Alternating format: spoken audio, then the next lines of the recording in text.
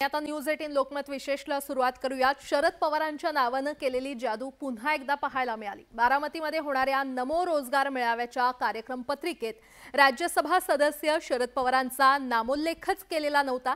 मात्र शरद पवारांनी जबरदस्त राजकीय खेळी केली आणि त्यामुळे नव्याने पत्रिका छापून त्यात शरद पवारांचं नाव समाविष्ट करण्यात आलं। पवारांनी नेमकी काय जादू केली आहे पाहूयात या रिपोर्टच्या माध्यमातून। एकाच कार्यक्रमाच्या या दोन पत्रिका, एका पत्रिकेत शरद पवारांचा उल्लेखच करण्यात आलेला नाहीये, मात्र दुसऱ्या पत्रिकेत शरद पवारांचं नाव ठळकपणे छापण्यात आलं। बारामतीत नमो रोजगार मेळाव्याचं आयोजन करण्यात आलंय। मेळाव्याच्या कार्यक्रम पत्रिकेत मंत्री आणि लोकप्रतिनिधींची नावे होती। एनसीपी शरदचंद्र पवार गटातील सुप्रिया सुळे आणि वंदना चव्हाण यांनाही कार्यक्रम पत्रिकेत स्थान मिळालं होतं। मात्र बारामतीचेच असलेले आणि राज्यसभा सदस्य असूनही शरद पवारांचं नाव पत्रिकेत छापण्यात आलं नव्हतं। यावरून विरोधकांनी सत्ताधाऱ्यांवर जोरदार टीका केली। तर राजकीय माइंड गेम खेळण्यात निष्णांत असलेल्या शरद पवारांनी नमो रोजगार मेळाव्याला जाणार असल्याचं जाहीर केलं।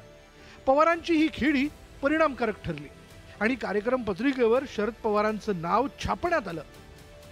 एक प्रोटोकॉल होता है सरकार का, अगर कोई आप सरकारी कार्यक्रम किसी इलाके में आप लेते हो तो वहाँ के जो सांसद होते हैं विद्यमान या विधायक होते हैं उनको भी निमंत्रण दिया जाता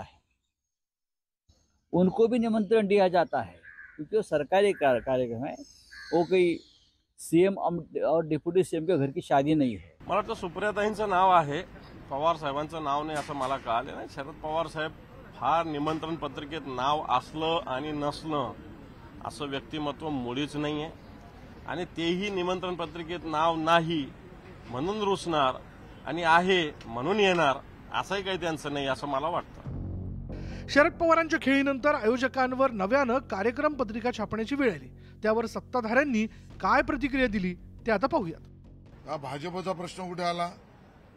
कार्यक्रम सरकारचा आहे, सगळ्या ठिकाणी भाजपला बघायचं, याचा अर्थ बोलणाऱ्यांच्या मनामध्ये भीती आहे आणि त्यामुळे राज्य सरकार 3 पक्षांचं आहे। भाजपचा डर्टी पॉलिटिक्सचा विषय कुठे आला आणि त्यामुळे बोलणारे भाजपला घाबरतात, त्याच्या पलीकडे दुसरं काय नाही। कार्यक्रम पत्रिकेत नाव छापलं नाही या मुद्द्यावरून सुरू झालेला वाद आता मिटलाय। आता सर्वांचं लक्ष 2 तारखेला होणाऱ्या नमो रोजगार मेळाव्याकडे लागलंय। पण पत्रिकेतून गायब झालेलं नाव राजकीय खेळीच्या जादूनं पुन्हा छापण्यात आल्याची चर्चा अजून काही दिवस सुरूच राहणार हे नक्की। Bureau report, news 18 Lokmat.